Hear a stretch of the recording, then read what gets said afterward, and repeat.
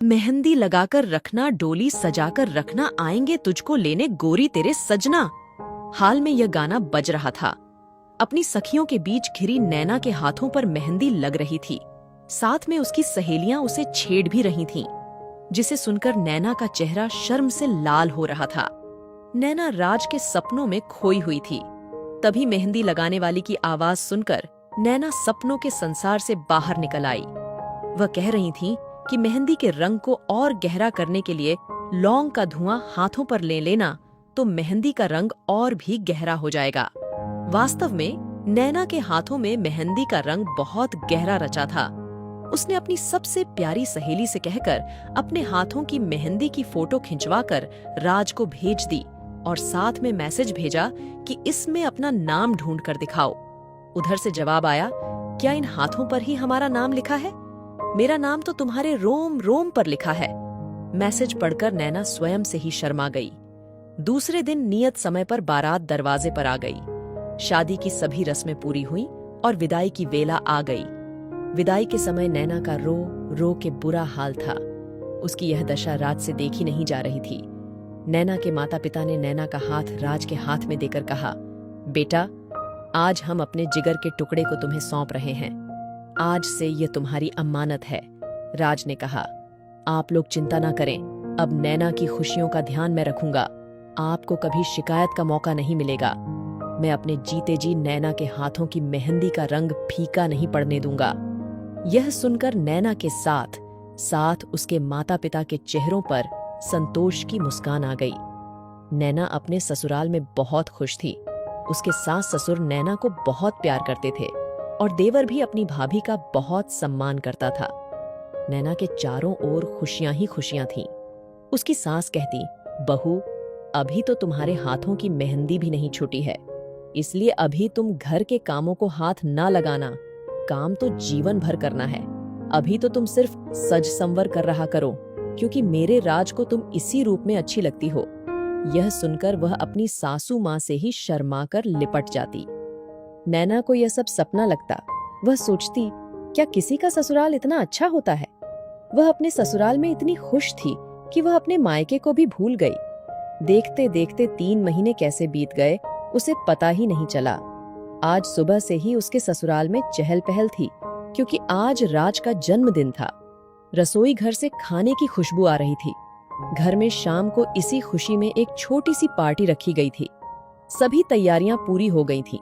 नैना ने आज भी अपने हाथों में मेहंदी लगवाई थी, क्योंकि नैना के मेहंदी रचे हाथ राज को बहुत पसंद थे।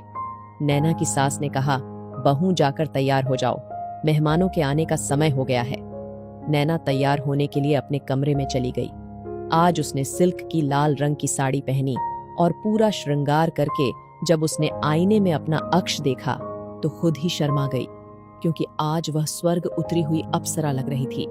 आंखों में काजल, होठों पर लिपस्टिक, सिंदूर से भरी हुई मांग, मेहंदी रचे हाथ, उसमें लाल कांच की चूड़ियां और सोने के कंगन। उसने आखिरी बार स्वयं को शीशे में देखा और कमरे से बाहर निकल आई। जब वह हॉल में दाखिल हुई तो सब उसे एक तक निहारते रह गए।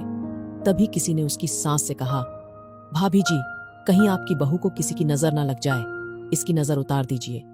ये सुनकर नैना शर्मा गई। उसे देखते हुए उसकी सास ने कहा, पार्टी के बाद मैं इसकी नजर उतार दूंगी। तभी किसी ने कहा, अरे भाई, जिसका जन्मदिन है वह कहीं दिखाई नहीं दे रहा है। नैना के पिता ने कहा, अरे वह बाजार तक गया है, नैना के लिए बालों में लगाने के लिए गजरा लेने। सभी नैना को देखकर मुस्कुराने लगे। नैना ने शर्मा कर अपनी पलकें झुका लीं। तभी मोहल्ले का एक लड़का भागता हुआ आया और बोला, अंकल जी, राज भैया का एक्सीडेंट हो गया है। यह सुनते ही वहां सब घबराकर बाहर की ओर भागे। उस लड़के ने बताया कि उन्हें अस्पताल ले जाया गया है। सभी अस्पताल पहुंच गए। वहां उन्हें पता चला कि राज का ऑपरेशन हो रहा है। उसके सिर पर बहुत चोट आई है। घर के सभी लोग सांस रोके भगवान से उसके जीवन के लिए प्रार्थना कर रहे थे। तभी डॉक्टर ने आकर बताया कि राज को बचाया नहीं जा सका। यह सुनकर वहां हाहाकार मच गया। नैना के सास ससुर बिलख बिलख कर रोने लगे। उसके देवर का भी बुरा हाल था। पर राज की मौत का समाचार सुनकर भी नैना की आंखों में आंसू नहीं थे। वह जैसे जड़ हो गई थी। उसी हालत में सब उसे घर लेकर आ गए। सबने उसे रुलाने के बहुत जतन किए, पर वह पत्थर की मूर्ति की तरह बैठी रही। राज के अंतिम यात्रा की तैयारी पूरी हो गई। सब कहने लगे कि नैना को भी राज के अंतिम दर्शन करा दो। जब कुछ पड़ोस की औरतें उसके पास गईं, तो वह शून्य में एक तक देखते हुए मुस्कुरा रही थी। सभी आपस में बात करने लगी, कैसा कलयुग आ गया है कि पति की मौत पर भी आज कल की औरतें आंसू नहीं बहाती, उसकी मौत पर हंसती हैं। यह सुनकर सबने नैना की ओर देखा। सचमुच उसके चेहरे पर मुस्कान थी। उसके घर वाले यह देखकर आश्चर्य में पड़ गए कि जो नैना राज के शरीर पर लगी एक खरोंच देखकर रोने लगती थी, आज वह राज की मौत पर हंस रही है। उन्हें यह देखकर विश्वास नहीं हुआ। तभी एक औरत ने नफरत से नैना के कंधे को पकड़ते हुए कहा कि पहले अपने पति का अंतिम दर्शन कर लो, फिर मुस्कुराना। पर यह क्या, उस औरतें के छूते ही नैना का निर्जीव शरीर एक तरफ लुढ़क गया। यह दृश्य देखकर वहां उपस्थित सभी लोगों के मुंह से चीख निकल गई। आज नैना भी अपने राज के साथ अनंत यात्रा पर निकल गई थी। उसने आज यह साबित कर दिया था कि उसके मेहंदी रचे हाथों के साथ साथ उसके रोम रोम पर भी सिर्फ राज का ही नाम लिखा हुआ है। आज उस घर से दो प्रेमियों की अर्थी एक साथ उठी।